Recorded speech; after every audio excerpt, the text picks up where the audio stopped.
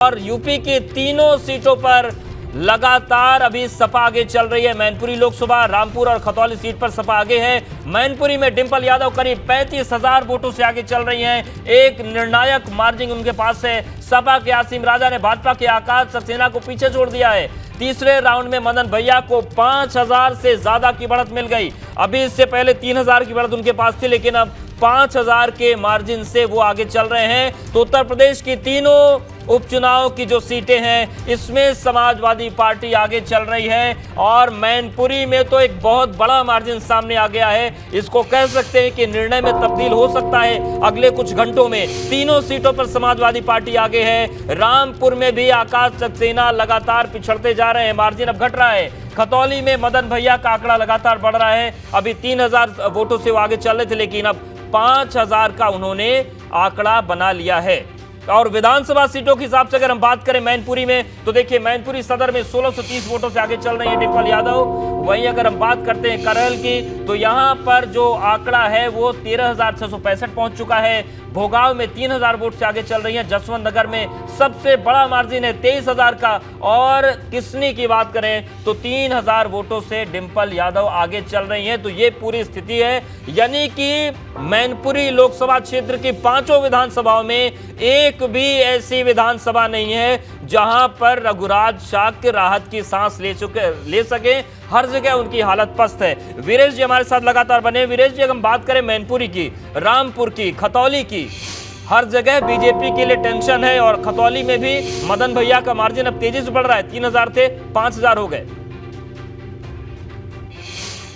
देखिए, खतौली की जो सीट है वो जिस तरीके से गुजर को वहाँ सीट दी गई और फिर जाट वहाँ वोट कर गए मदन भैया को, और मदन भैया को ले आकर गाजियाबाद से यहाँ लड़ा दिया गया। और मैं आपको बताऊं, जो वहाँ के राजनीतिक जानकार हैं और वहाँ से जो लोग हैं जुड़े हुए, उनका ये कहना है कि गुजर और जाट कभी एक साथ मतदान नहीं करते थे पश्चिमी उत्तर प्रदेश में। बहुत कम ऐसा देखने को मिलता रहा है। लेकिन इस बार जो ट्रिक खेला है गठबंधन ने, समाजवादी पार्टी के गठबंधन ने, आरएलडी ने जो प्रत्याशी उतारा, मदन भैया एक दबंग छवि और धन भी उनके पास है, पैसा भी है, बाहुबल भी है, धनबल भी है, और मदन भैया की एक पहचान भी है। चाहे जिस तरीके बिल्कुल ये तमाम चीजें कमाई। वीरेश जी, आपके साथ बहुत सारे लोग हैं, मदन भैया उनसे भी एक बार बात करिएगा, क्योंकि मैनपुरी लोकसभा तो पूरे देश के केंद्र में रहा। इस बार बड़ी लोगों में आकांक्षा रही। और एक अपडेट और आ गया है कि जसवंत नगर में डिंपल यादव 24,500 वोटों की लीड बना चुकी है।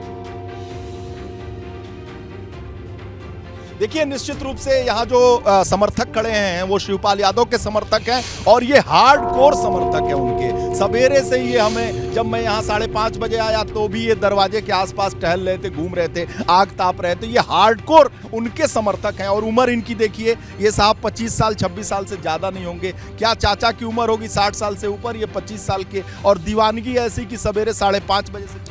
तो क्या है, यहाँ पे चाचा जी सबके लिए भगवान है, सबकी समस्या सुनते हैं। और यहाँ पे अब क्या हुआ, देखो रघुराज साहब को खड़ा किया था, वो बीजेपी एक चाल थी, क्यों चाहिए अलग थे पहले। अब क्या हुआ, अब चाहिए इकट्ठे हो गए। तो पहले एमपी और विधायक शिवपाल सिंह ने रघुराज साहब बनाया था।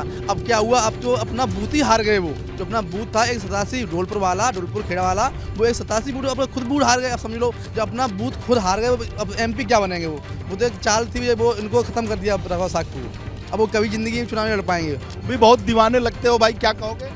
मैं तो एक सौ की एक बात जानता हूँ, उनको अब प्रधानी जीत नहीं पाएंगे। वो रघुराज सिंह साहब अपने बूथ से हार गए, उनको तो बस बड़े बड़े सपने थे और अब प्रधानी जीत नहीं पाएंगे। और मंत्री, अब जो आदमी अपने गुरु को धोखा देगा वो कभी कुछ नहीं कर पाएगा। जो माँ बाप और जो गुरु को धोखा दे सकता है, तो वो तो हार गए, अपने औकात पता चल गई। चाहे राजनीति कर रहा है तो कहाँ धोखा? नहीं, अच्छा, जो गुरु ने सब कुछ दिया, नाम अबेल रघुराज सिंह साहब को कोई जानता था? वो बाबू थे, बाबू। उनको सांसद बना। कह रहे हो भाई?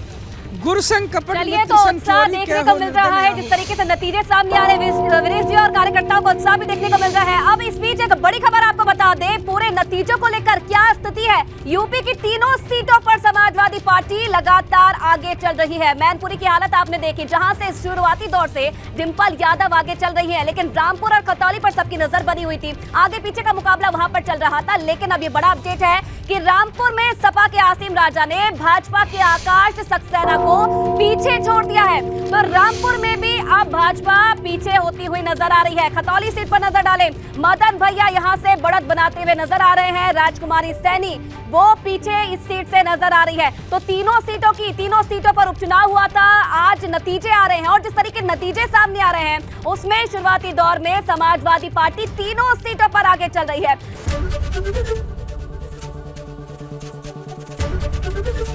एबीपी गंगा, खबर आपकी, जुबान आपकी।